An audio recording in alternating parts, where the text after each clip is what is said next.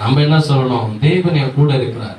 ஒரு நாளும் பசியா விட்டது கிடையாது, ஒரு நாளும் கஷ்டத்துல விட்டது கிடையாது, ஒரு நாள் எங்களை குறைவா விடுது. நாங்கள் ஆஸ்வதிக்கப்பட்டவர்கள்.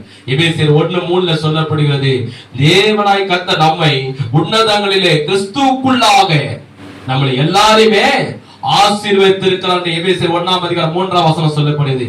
இயேசு சிலுவையிலே மரித்தது நம்முடைய பாவங்களுக்காக மரித்தார். கவனிங்க, நிமிர்ந்து உட்காருங்க, முகத்தை பாருங்க. வேதம் சொல்லுகிறது, நாம் தரித்திரத்தில் இருக்கிற நம்மை ஆசீர்வதிக்கும்படியாக, நாம் ஐசுவலாகும்படி சிலுவையில் அவர் தரித்திரானா, நாம் நீதிமானாகும்படி சிலுவையில் அவர் பாவமானா, நாம் பலவானாய் மாறும்படி அவர் சிலுவையிலே பலவீனரானா, நாம் கண்ணீர் துடைக்கும்படி சிலுவையில் அவர் கண்ணீர் விட்டார், நாம் நித்திய ஜீவனுக்கு போகும்படி அவர் சிலுவையிலே நரகத்துக்கு போனார். அல்லேலூயா. அப்ப நம்ம என்ன சொல்லணும்? நான் ஆஸ்வதிக்கப்பட்டு சொன்னோம், நாங்க நல்லா இருக்கிறோம், ஆண்டவர் நல்லா வச்சிருக்கிறாரு அப்படின்னு நம்ம என்ன பண்ணோம்? யாருக்கிட்டயுமே நம்ம அப்படி சொல்ல, நாங்கள் ஆஸ்வதிக்கப்பட்டோம் அப்படி நீ சொல்லும் போதுதான் தேவன் பார்ப்பாரு. அந்த தேவன் பார்த்து என்ன பண்ணுவார்? உன்னை ஆசீர்வதிப்பார். சாத்தான் கேட்கும் போது அவன் வெட்கப்படுவான். அல்லேலூயா. கர்த்தர் என்ன சொல்றாரு பாருங்க, என்ன சொல்றாரு நம்மளை பார்த்து? அந்த இஸ்ரவேல் ஜனங்கள் ஆசீர்வதிக்கப்பட்ட ஜனங்கள், நீ சபிக்க கூடாது என்றார். நம்ம ஆல்ரெடியாக கர்த்தர் என்ன பண்ணிக்கிற நம்மள ஆசீர்வதிச்சிருக்கிறாரா, இனிமேல் தான் ஆஸ்வதிக்க போறாரு இல்ல, நம்மளை ஆஸ்வதிக்கிறார். அதை எப்படி நாம் பெற்றுக்கொள்ள வேண்டும்? விசுவாசத்திலே பெற்றுக்கொள்ள வேண்டும். ஒராமே சொல்லுவோமா? ஜபத்துல பெற்றுக்கொள்ள வேண்டும். ஆண்டவர் கொடுப்பார், எனக்கு செய்வார், நான் பண்ணுவார், நான் அவன் நம்பி இருக்கிறேன், நிச்சயம் எனக்கு காரியத்தை வாய்க்க பண்ணுவார். இவ்வளவு நாள் விட்டு இருக்கிறாரா?